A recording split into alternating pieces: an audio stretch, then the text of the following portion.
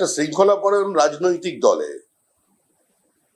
শৃঙ্খলা রক্ষা করবার জন্য কিছু সময় কঠোর পদক্ষেপ নিতে হয়, কিন্তু কিছু জায়গায় আমরা শোকজ করেছি, সামান্য কয়েকজনকে সাসপেন্ডও করা হয়েছে। তাদের সম্পর্কে কিছু বিচ্যুতির অভিযোগ ছিল, সেটা তাদের থেকে জানতে চাওয়া হয়েছে। যারা যারা 4 ঘন্টার তৃণমূল হয়ে থেকে বিজেপি হয়েছে, তাদের আমাদের নিচুতলার কয়েকজন সঙ্গে নিয়ে ঘুরেছিলেন, তাদের শোকজ করা হয়েছে, তাদের সতর্ক করে দেওয়া হয়েছে। ক্ষমতায় আসা 3 মাসের মধ্যে পর পর তোলাবাজির অভিযোগ, আর তাতে কড়া সিদ্ধান্ত বিজেপি। তোলাবাজি সহ একাধিক অভিযোগে 22 জন কর্মীকে সাসপেন্ড করল বিজেপি। 250 জনের বেশি দলীয় কর্মীকে শোকজ করল রাজ্য বিজেপি। 80 জনের পক্ষ থেকে গ্রহণযোগ্য সদুত্তর আশায় শোকজ থেকে অব্যাহতি রাজ্য বিজেপি শৃঙ্খলা রক্ষা কমিটি। গ্রহণযোগ্য উত্তর না মেলায় 22 জন কর্মীকে সাসপেন্ড করল বিজেপি। একটা শৃঙ্খলাপরায়ণ রাজনৈতিক দলে শৃঙ্খলা রক্ষা করবার জন্য কিছু সময় কঠোর পদক্ষেপ নিতে হয়, কিন্তু কিছু জায়গায় আমরা শোকজ করেছি, সামান্য কয়েকজনকে সাসপেন্ডও করা হয়েছে। তাদের সম্পর্কে কিছু বিচ্যুতির অভিযোগ ছিল, সেটা তাদের থেকে জানতে চাওয়া হয়েছে। যারা যারা 4 ঘন্টার তৃণমূল হয়ে থেকে বিজেপি হয়েছে, তাদের আমাদের নিচুতলার কয়েকজন সঙ্গে নিয়ে ঘুরেছিলেন, তাদের শোকজ করা হয়েছে, তাদের সতর্ক করে দেওয়া হয়েছে। দক্ষিণ 24 পরগনার বিষ্ণুপুরে ইমারতি দ্রব্যের ব্যবসায়ীকে 5 কোটি টাকা তোলা চেয়ে হুমকি দেওয়ার অভিযোগ উঠল বিজেপির 2 স্থানীয় নেতার বিরুদ্ধে। অভিযোগ, 2টি এফআইআর করার পরেও মেলেনি সুরাহা।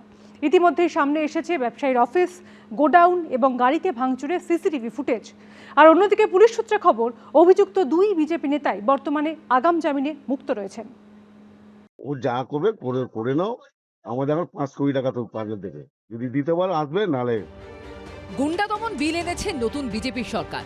তোলাবাজি সিন্ডিকেট রুখতে বারবার বার্তা দিচ্ছেন বিজেপির রাজ্য সভাপতি, কিন্তু তারপরও দক্ষিণ 24 পরগনার বিষ্ণুপুরের কুলেরদারি অঞ্চলে ইমারতি দ্রব্যের ব্যবসায়ীর কাছে 5 কোটি টাকা চেয়ে হুমকি দেওয়ার অভিযোগ উঠল স্থানীয় 2 বিজেপি নেতার বিরুদ্ধে। অভিযোগ, সেই টাকা না দেওয়ায় একাধিকবার কখনো তাদের অফিস, কখনো গোডাউন, আবার কখনো গ্যারেজে থাকা গাড়িতে ভাঙচুর করা হয়েছে।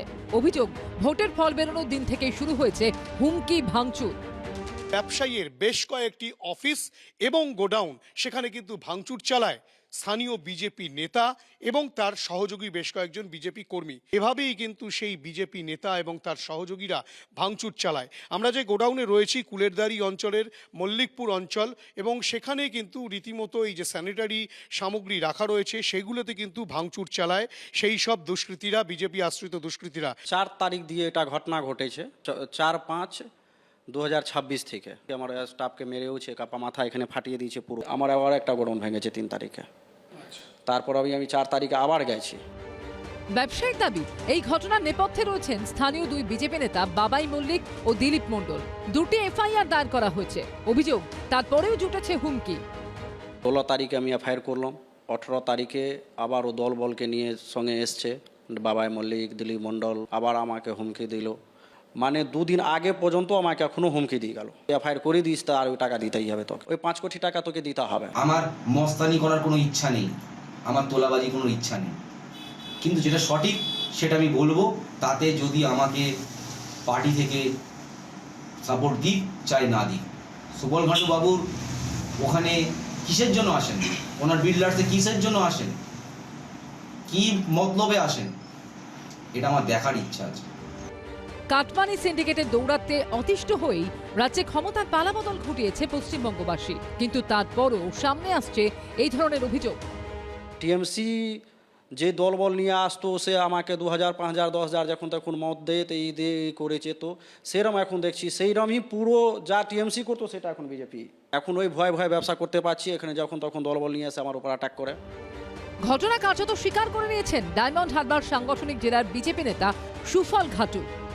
এটা আমি শুনেছি যে ঘটনাটা সত্য, এবং মালিকের সঙ্গেও আমার কথা হয়েছে। যে ওই সুলিন্দার কামতি বলে যিনি যার ওখানে এটা ঘটনা ঘটিয়েছে, যার ভাঙচুর লুটপাট করেছে এবং তোলা চেয়েছে, এরা বিজেপির হিসাবেই করছে এবং বিজেপি হিসাবেই বলেছে যে আমরা এতদিন তোরা তৃণমূলের ছত্রছায়ায় ছিলিস, এখন আমরা এসেছি, আমাদের কথা শুনতে হবে, আমাদের কথা শুনে চলতে হবে। পুলিশ সূত্রে খবর, অভিযুক্ত দিলীপ মণ্ডল ও বাবাই মল্লিক দুজনেই আগাম জামিনে রয়েছেন। দিলীপ মণ্ডলের সঙ্গে যোগাযোগ করা হলে তিনি জানান বিষয়টি মিটে গেছে। অভিযোগকারী ব্যবসায়ীর বিরুদ্ধেও পুলিশে একাধিক অভিযোগ রয়েছে। হিন্দলদের রিপোর্ট, এবিপি আনন্দ, দক্ষিণ 24 পরগনা। আসছি পরের খবরে। দুর্গাপুরে পরিত্যক্ত ইটভাটাতে মিলল 48 লক্ষ টাকা নগদ। স্থানীয় এক ব্যবসায়ীর বাড়িতে চুরির অভিযোগের তদন্তে নেমে ওই টাকার হদিশ পেল ফরিদপুর থানা। পুলিশ সূত্রে খবর, উদ্ধার হওয়া টাকার সঙ্গে ওই চুরির যোগ রয়েছে কিনা খতিয়ে দেখা হচ্ছে। একেই বলে কেঁচো খুঁড়তে কেউটে। ব্যবসায়ীর বাড়িতে চুরির মামলা তদন্তে নেমেছিল পুলিশ, আর তাতেই মিলল লক্ষ লক্ষ টাকার হদিশ। দুর্গাপুরের পরিত্যক্ত ইটভাটার ঘর থেকে উদ্ধার হওয়া টাকার পরিমাণ ছাড়িয়ে গেল 48 লক্ষ। বীরভূমের পাথর ব্যবসায়ী টুলু মণ্ডলের আত্মীয়ের বাড়ি থেকে মিলেছে কোটি কোটি টাকা। গত রবিবার প্রায় 2 কোটি 41 লক্ষ টাকা উদ্ধার হয়েছিল মালদার এক ব্যবসায়ীর ফ্ল্যাট থেকে। সেই ঘটনার রেশ কাটতে না কাটতেই এবার দুর্গাপুরেও মিলল প্রচুর টাকা। দুর্গাপুরের ফরিদপুর থানার পরিত্যক্ত ইটভাটা থেকে 48 লক্ষ টাকা উদ্ধার। পুলিশ সূত্রে খবর, 1 আগস্ট দুর্গাপুরের এক মুড়ি ব্যবসায়ী মনোরঞ্জন পাল স্থানীয় ফরিদপুর থানায় বাড়ি থেকে নগদ টাকা চুরির অভিযোগ দায়ের করেন। চুরির অভিযোগে তদন্তে নেমে ব্যবসায়ীর বাড়ি থেকে মাত্র 1 কিলোমিটার দূরের একটি ইটভাটায় অভিযান চালায় পুলিশ। সেখান থেকে মেলে বান্ডিল বান্ডিল নোট। ওইটা আমরা ইনভেস্টিগেশন করে দেখছি কি ব্যাপারটা আছে, ডিটেইলস আমরা দেখছি। প্রায় 50 লাখ আছে। পরিত্যক্ত ইটভাটায় কারা এত টাকা লুকিয়ে রেখেছিল? উদ্ধার হওয়া লক্ষ লক্ষ টাকা কিসের? যিনি চুরির অভিযোগ করেছিলেন তিনিই রেখেছিলেন নাকি অন্য কোনোভাবে এই টাকাটা ওখানে গেছে, গোটা বিষয়টি তদন্ত করে দেখছে আসানসোল দুর্গাপুর কমিশনারেটের পুলিশ আধিকারিকরা। টাকা উদ্ধারের ঘটনার সূত্র ধরে এখনো পর্যন্ত কাউকে গ্রেফতার করতে পারেনি পুলিশ। মনোজ বন্দ্যোপাধ্যায়ের রিপোর্ট, এবিপি আনন্দ, পশ্চিম বর্ধমান। রাজ্যে পালা বদলের পর বন্ধ হলো বিদ্যাধরীর বুক থেকে অবৈধভাবে সাদা বালি তোলা। তালা পড়ল নদীর চরে বেআইনি কারবার পরিচালনা করার অফিসেও। বিদ্যাধরীর বুক থেকে সাদা বালি তুলে পাচারের অভিযোগ। উত্তর 24 পরগনার হাড়োয়ায় আইনকে বুড়ো আঙুল দেখিয়ে বছরের পর বছর চলেছে এই কারবার। রাজ্যে পালা বদলের পর থেকেই বদলে গেছে সেই ছবি। বোর্ডের লোকেরা খাদের কিনে বোর্ড বোর্ডের লোকেরা কিভাবে বালি তুলতো? ওই লোকে চলতো খালি করে সাদা বালি তুলতো। এখন কি বন্ধ? সব বন্ধ সব। কয়েকদিন আগে পর্যন্ত হাড়োয়ার কুলটির ছবি ছিল একেবারে অন্য। অভিযোগ, বিদ্যাধরীতে নৌকো বেঁধে অবৈধভাবে তোলা হতো টন টন বালি। বিস্তীর্ণ এলাকায় সেই বালি পাচার করা হতো। বছর ধরে বিদ্যাধরী নদী থেকে সাদা বালি প্রকাশ্যে তোলা হতো, আর এখানেই জড়ো করে রাখা থাকতো সাদা বালি, আর সেই সমস্ত সাদা বালি গাড়িতে করে পাঠানো হতো অন্যত্র। রাজ্যে পালাবদল হয়েছে এবং বিজেপি সরকার প্রতিষ্ঠিত হয়েছে এবং করা হয়েছে পুলিশ প্রশাসন। সাদা বালি কারবার পুরোপুরি বন্ধ হয়ে গেছে, তার জায়গায় বৈধ ইমারতি দ্রব্য এখানে জড়ো করে রাখা হয়েছে এবং যারা দায়িত্বে আছেন তাদের বক্তব্য তারা এই ব্যবসা করতেন না, কিন্তু একসময় যে সাদা বালির ব্যবসা এখানে হতো তা তারা স্বীকার করে নিচ্ছেন। এদিন দেখা গেল এই বেআইনি কারবার পরিচালনা করার জন্য যে অফিস তৈরি করা হয়েছিল সেই অফিসও বন্ধ রয়েছে। বালি কবে থেকে বন্ধ হয়েছে? বালি প্রায় 1 মাসের উপরে। লুকিয়ে চুরি? হ্যাঁ, লুকিয়ে চুরিয়ে তোলা হতো। কিভাবে তোলা হতো বালি? ওই নদীতে তোমার মেশিন বসে না, এমনি কোদাল ঝোড়া দিয়ে তোলা হতো। আশেপাশের যখন জোয়ার আসে অনেক বাড়ি ধ্বংস হয়েছে, গরিব মানুষ অসহায় হয়েছে।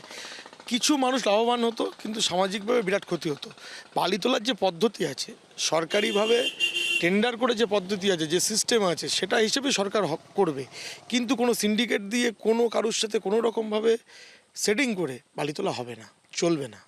গত সপ্তাহে ইছামতি থেকে অবৈধভাবে বালি তোলায় গ্রেফতার করা হয়েছে 8 জনকে। 6টি নৌকা বাজেয়াপ্ত করেছে বাদুড়িয়া থানার পুলিশ। সমীরণ পাল, এবিপি আনন্দ। তৃণমূলের সমর্থনে নদিয়া জেলা পরিষদ দখল নিল বিজেপি। সভাধিপতি নির্বাচিত হলেন বিজেপির জেলা পরিষদ সদস্য। বিজেপি সদস্য প্রণতি বিশ্বাসের পক্ষে ভোট দেন 15 জন তৃণমূল সদস্য। আর নদিয়া জেলা পরিষদের মোট 52 জন সদস্যের ভোটদানে উপস্থিত থাকলেন না 31 জন। পুলিশ দিয়ে জেলা পরিষদ সদস্যের বাড়ি ঘিরে রাখা হয়েছিল বলে অভিযোগ করেছেন কালীগঞ্জের তৃণমূল বিধায়ক। বিজেপি সাংসদের অবশ্য বক্তব্য, তৃণমূলের বিরুদ্ধে দুর্নীতির বিরুদ্ধে অনাস্থা এনেছে। বিজেপির তৃণমূলীকরণ হচ্ছে কিনা তা নিয়ে যখন জোর জল্পনা চলছে, তখন রাজ্য রাজনীতিতে ফের চমক। তৃণমূলের সমর্থনে নদিয়া জেলা পরিষদ দখল করল বিজেপি। সভাধিপতি নির্বাচিত হলেন বিজেপির জেলা পরিষদ সদস্য প্রণতি বিশ্বাস। যাদের ইচ্ছা হয়েছে তারা আমাদের সাপোর্ট করেছে। এখানে আমরা প্রার্থী ছিল না এবং আমরা বিবেক ভোটে জিতেছি। গত 2রা জুলাই অনাস্থা ভোটে অপসারিত হন নদিয়া জেলা পরিষদের সভাধিপতি ও তৃণমূল নেত্রী তারান্নুম সুলতানা মীর। নদিয়া জেলা পরিষদের মোট সদস্য 52 জন, তার মধ্যে 31 জন সদস্য জেলা পরিষদের সভাধিপতিকে অপসারণের জন্য ভোট দেন। এরপর বুধবার ছিল নতুন জেলা সভাধিপতি নির্বাচন, আর সেখানেই ছিল টুইস্ট। বিজেপির 6 জনের ভোট ছাড়াও বিজেপি সদস্য প্রণতি বিশ্বাসের পক্ষে ভোট দেন 15 জন তৃণমূল সদস্য, আর তৃণমূলের বাকি 31 জন সদস্য অনুপস্থিত ছিলেন। ফলে বিনা প্রতিদ্বন্দ্বিতায় সভাধিপতি নির্বাচিত হন বিজেপির প্রণতি বিশ্বাস। বদলে গেল নদিয়া জেলা পরিষদের রং, জোড়াফুল থেকে গেরুয়া। আবার গেরুয়াকে সমর্থন করল তৃণমূলেরই একাংশ। গণতান্ত্রিক ব্যবস্থার মধ্যে জিতে এসেছে, এরকম তো কোনো জায়গায় লেখা নেই যে আমাদের 6 জন প্রার্থী আছে বলে আমরা নির্বাচনে প্রতিদ্বন্দ্বিতা করতে পারবো না। আমরা প্রার্থী দিয়েছি, একাংশের মানুষ আমাদের ভোট দিয়েছে। ওখানে নদিয়া জেলাবাসী একটা জিনিসেরই সাক্ষী হয়ে থাকলাম, কিভাবে রাষ্ট্রশক্তিকে ব্যবহার করে গায়ের জোরে বিজেপি আজকে এই জেলা পরিষদ দখল করলো। এটা গণতন্ত্রের ক্ষেত্রে অত্যন্ত লজ্জাজনক একটা ব্যাপার। আমি তো শুনলাম পুলিশ দিয়ে লোকের বাড়ি ঘেরাও করা হয়েছে বিভিন্ন মেম্বারদের। তৃণমূলের জেলা পরিষদ সদস্যরা প্রথমে তাদেরই দলের জেলা পরিষদের সভাধিপতিকে সরিয়ে দিলেন, তারপর বিজেপির সদস্যকে সমর্থন করে তাকে সভাধিপতি হতে সাহায্য করলেন। রাজ্য রাজনীতিতে চমকের অন্ত নেই। প্রদ্যোৎ সরকারের রিপোর্ট, এবিপি আনন্দ। তৃণমূলের সমর্থনে নদিয়া জেলা পরিষদে বোর্ড গঠন করলো বিজেপি, যা দেখে অনেকে প্রশ্ন তুলছেন, এটা কি তাহলে বিজেপির তৃণমূলীকরণের নতুন পন্থা? বিধানসভা ঋতব্রত মডেল, লোকসভায় এনসিপিআই মডেল, রাজ্যসভায় দলবদল মডেলের পর জেলা পরিষদে নতুন স্ট্র্যাটেজি। 4 মে তৃণমূলকে হারিয়ে রাজ্যে ক্ষমতায় আসে বিজেপি। 3 মাস পর 5ই আগস্ট তৃণমূলের সমর্থনে নদিয়া জেলা পরিষদ দখল করল বিজেপি। যেন তৃণমূলের একাংশ বললেন রং দে তু মোহে গেরুয়া, যা দেখে অনেকে বলছেন এটা কি তাহলে বিজেপির তৃণমূলীকরণের নতুন পন্থা? বিধানসভায় ঋতব্রত মডেল, লোকসভায় এনসিপিআই মডেল, রাজ্যসভায় দলবদল মডেলের পর জেলা পরিষদ দখলের নতুন স্ট্র্যাটেজি। পশ্চিমবঙ্গের রাজনীতিতে বিরোধী দল ভাঙানোর ছবি একেবারেই নতুন নয়। 15 বছরের তৃণমূল জমানায় এই নজির রয়েছে ভুরি ভুরি। কিন্তু প্রথমবার রাজ্যে ক্ষমতায় আসার পর বিজেপির রাজ্য সভাপতি সৌমিক ভট্টাচার্যের মুখে শোনা গেছিল এই দাবি, বিজেপি তৃণমূলীকরণ হবে না। কিন্তু বাস্তবে দেখা যাচ্ছে অন্য ছবি। তৃণমূল ভেঙে টুকরো টুকরো হয়ে যাওয়ার পর প্রথম বিধানসভায় তৈরি হয় ঋতব্রত তৃণমূল। অভিযোগ, যারা প্রকৃত বিরোধী নয়, আদতে বিজেপি ঘেঁষা, বিজেপির তৈরি ছদ্ম বিরোধী। এটা আপনাদের সমর্থন করে বলার চেষ্টা করছি, আপনি জোর করে আমাকে বিরোধী বানাচ্ছেন। লোকসভায় আবার অন্য মডেল, প্রথমে বিদ্রোহ, তারপর এনসিপিআইতে মিশে যাওয়া, এরপর সরাসরি বিজেপি নেতৃত্বাধীন এনডিএকে সমর্থনের ঘোষণা। তারা কখনো এনডিএর বৈঠকে অংশ নিচ্ছেন, কখনো শুভেন্দু অধিকারীর সঙ্গে সাক্ষাৎ করছেন।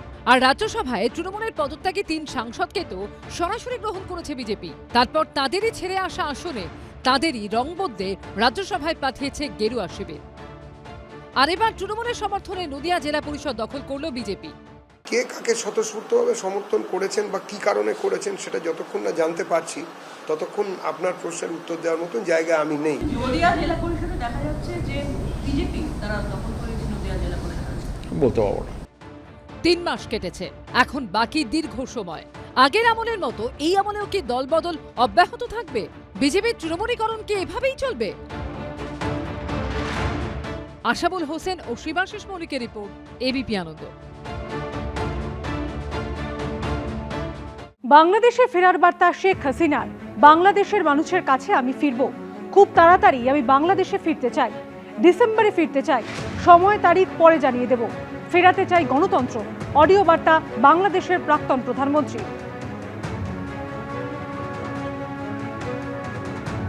The historic residence of Bangabandhu Sheikh Mujibur Rahman, the Bangabandhu Memorial Museum at Dhanmondi 32 has been attacked and demolished in phases. Ban on the Awami League must be lifted, political prisoners must be released, false cases must be dropped, Freedom of speech must be restored, media freedom must be protected, judicial independence must be guaranteed. Law enforcement agencies must serve the people, not those who use power for revenge. These are not demands for one party only. There is necessary steps to save Bangladesh. Whatever fate awaits me, I will return to my people. I cannot stay away while my beloved countrymen are suffering.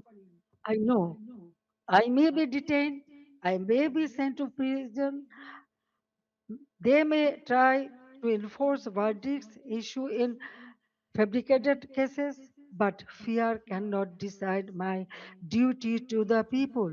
My life moved beyond calculations of personal safety long ago. দুর্নীতির অভিযোগে দিনহাটায় গ্রেপ্তার তৃণমূল নেতা, পুলিশের জালে দিনহাটার প্রাক্তন block যুব সভাপতি পার্থ সাহা। শিশু মঙ্গল সমিতির দুর্নীতির মামলায় অভিযুক্তকে গ্রেপ্তার করা হয়।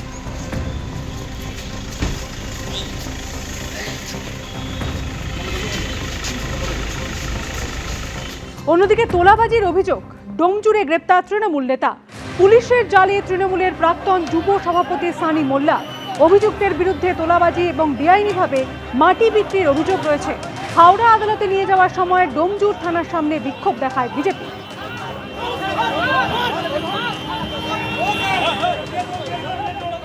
পাশাপাশি তোলাবাজি মারধরের অভিযোগে গলসিতে গ্রেপ্তার 2 তৃণমূল নেতা। পুলিশের জালে গলসি 2 ব্লক তৃণমূলের প্রাক্তন ব্লক সভাপতি এবং পঞ্চায়েত সমিতির সহসভাপতি। থানা থেকে আদালতে নিয়ে আসার সময় ধৃতদের উদ্দেশ্যে ওঠে চোর স্লোগান।